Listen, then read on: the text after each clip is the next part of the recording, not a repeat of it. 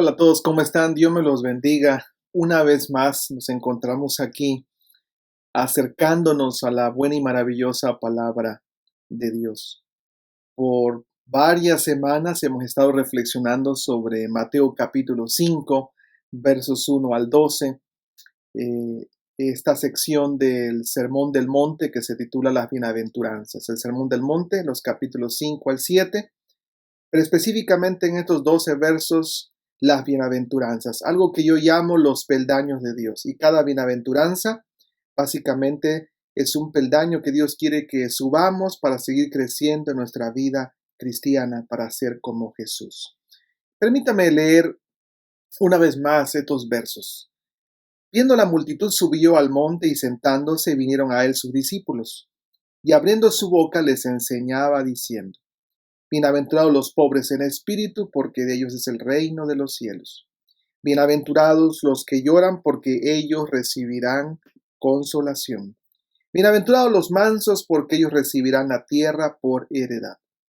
Bienaventurados los que tienen hambre y sed de justicia, porque ellos serán saciados. Bienaventurados los misericordiosos, porque ellos alcanzarán misericordia.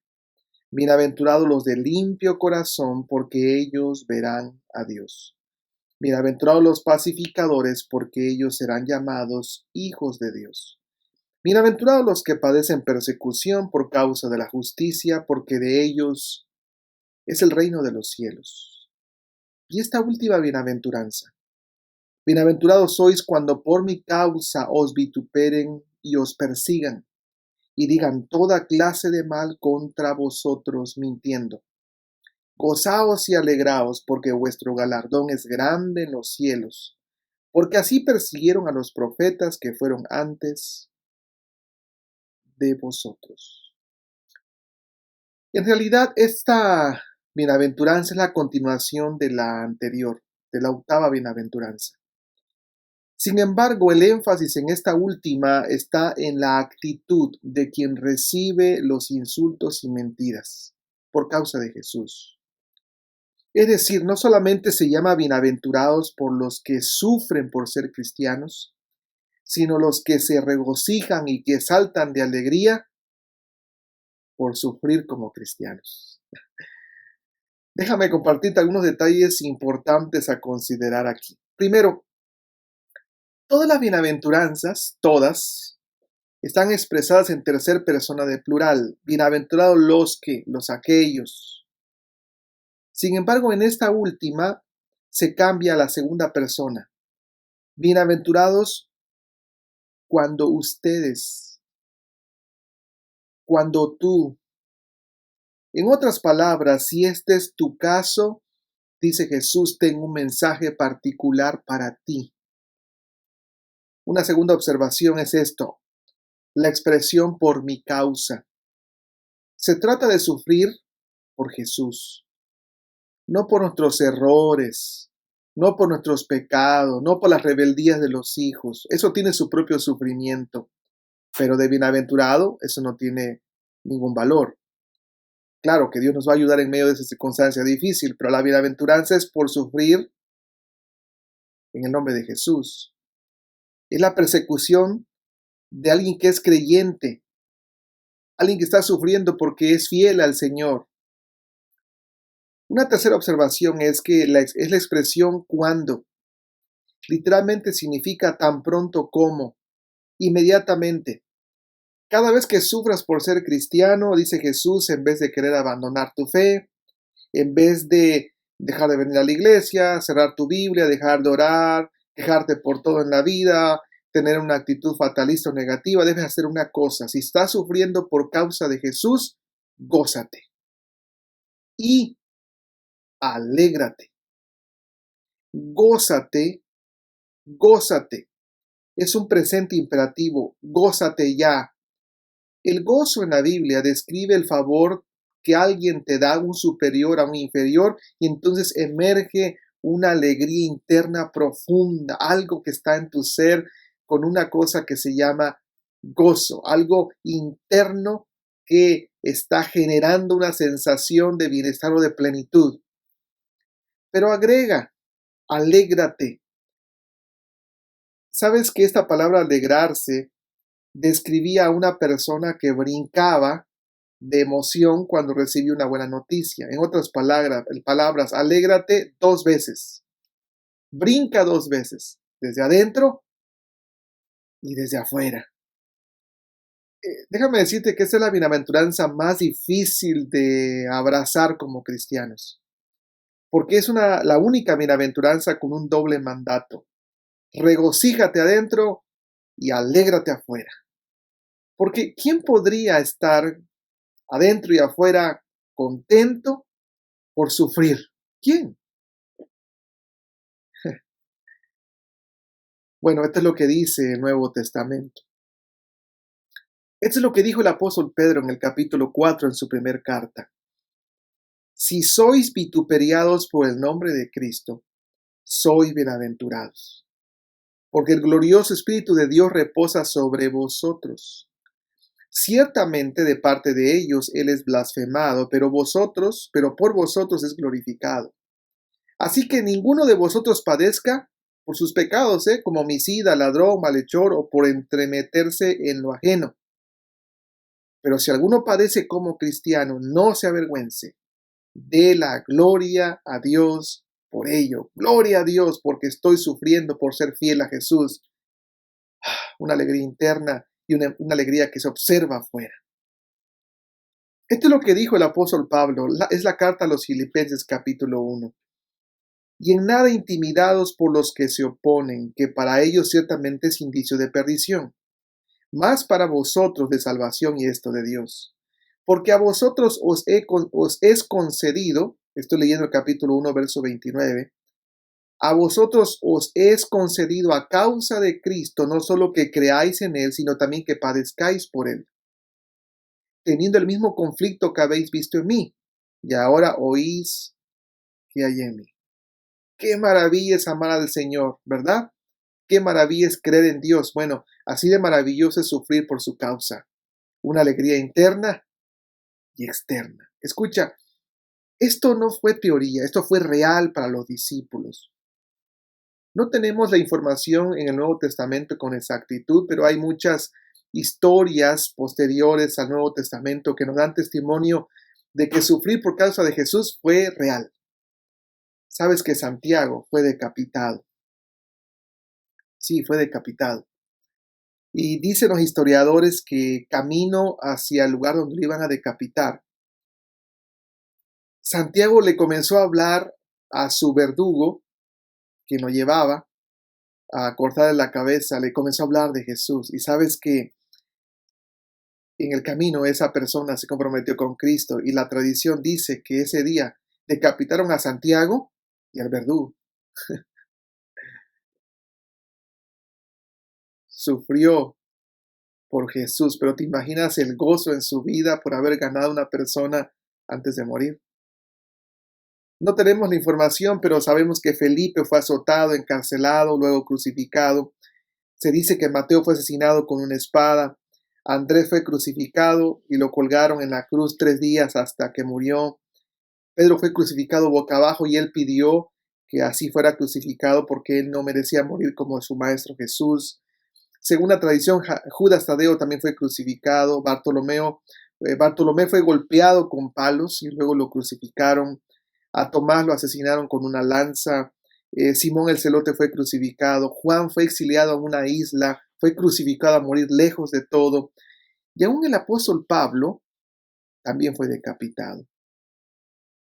Todos ellos estuvieron dispuestos a morir por lo que creían, pero seguramente murieron con esas palabras de Jesús resonando en sus oídos, porque el que quiera salvar su vida, la perderá, pero el que pierda la vida por mí, la encontrará. Mateo 16, 25. Esa es la idea de sufrir por mi causa,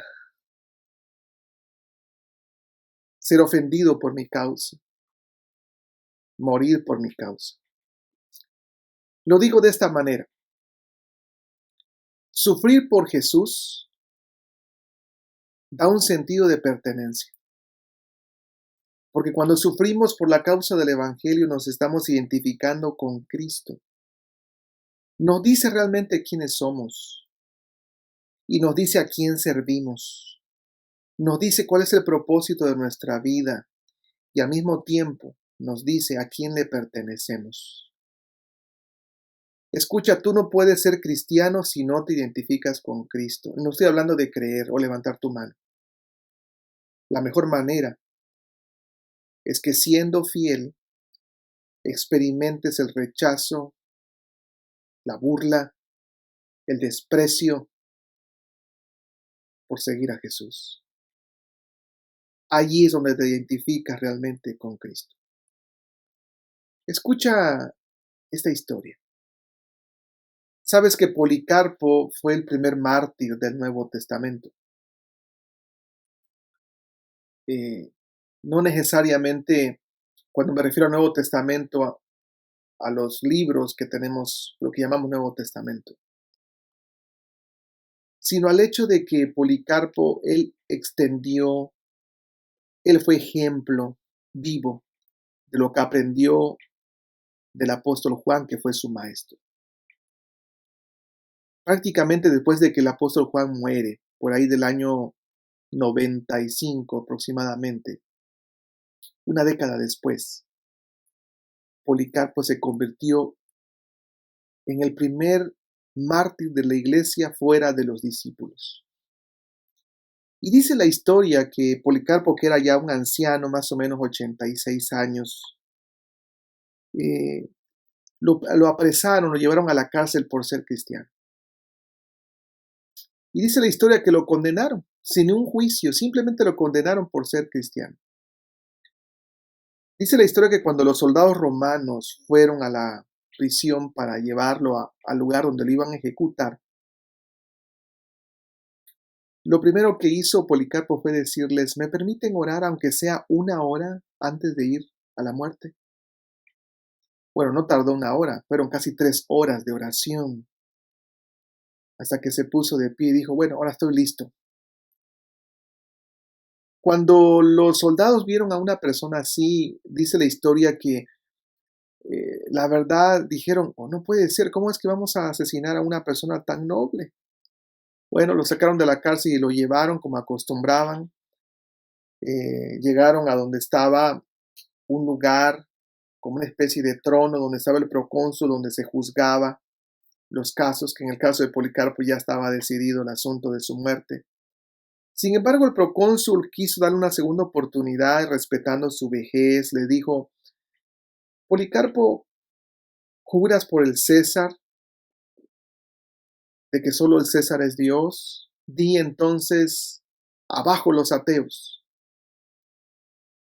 Y Policarpo vio a la multitud que gritaba por su muerte, viendo al procónsul, los señaló a todos y dijo: abajo los ateos.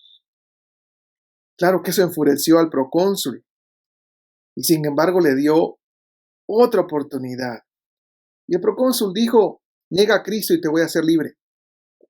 Y entonces Policarpo pronunció estas palabras famosas. Él dijo: yo le he servido durante 86 años, y Cristo nunca me ha hecho ningún mal. ¿Cómo puedo blasfemar contra mi Rey y mi Salvador? ¿Cómo? Y así murió. Ahora, ¿sabes que la fidelidad de Policarpo prendió fuego a toda una nueva generación de creyentes en el segundo siglo? Y hubo un avivamiento impresionante por causa de su fe. Me recuerda la frase, de Jim Elliot, aquel misionero que murió tan joven, cuando en su diario escribió: no es tonto el que renuncia a lo que no puede conservar para ganar lo que no puede perder. No podremos perder la vida eterna, ya la tenemos. Pero podemos renunciar a vivir en medio de la comodidad. Podemos renunciar. Podemos renunciar a nuestra vida egoísta y vivir para Jesús. Eso sí podemos hacer. Escucha, hay maneras de sufrir por Cristo. Quizá algunas más dolorosas que otras, pero básicamente significa declarar que soy cristiano donde quiera que me muevo, donde quiera que vivo, aunque eso traiga consecuencias negativas. Como le dijo el apóstol Pablo a Timoteo, predica, a tiempo y fuera de tiempo, cuando te lo pregunten, cuando tengan oportunidad y aunque sea inoportuno, aunque se burlen, aunque te critiquen, aunque tu familia te abandone, aunque te cueste la vida. Como lo dijo William Hendrickson, cuando la fe de los hijos de Dios se ha desarrollado suficientemente para ser manifestada exteriormente, de modo que los que no la comparten con ellos empiecen a notarlo, eso va a dar como resultado la persecución. En otras palabras, si no estás sufriendo por la causa del Evangelio, es que nadie nota que eres cristiano. Otra vez, ese sufrimiento no es producto de problemas personales, sociales, raciales, económicos, políticos, una enfermedad. No, no, no. Es por ser un discípulo fiel a Jesús. Dios nos ayude a vivir imitando a Cristo. Y si lo hacemos, espérate, vendrá persecución. Porque Jesús lo dijo, en el mundo tendréis aflicción, pero confiad, confiad. Yo he vencido al mundo. Identifícate con Cristo en tu vivencia diaria y tendrás persecución. Pero cuando eso ocurra, que hay una alegría interna porque tienes el privilegio de ser parte de la causa del Evangelio y que hay una alegría externa porque estás dando la vida por Jesús. Dios nos ayude a crecer y a vivir imitando a Jesús, aunque nos cueste la vida. En el nombre de Jesús.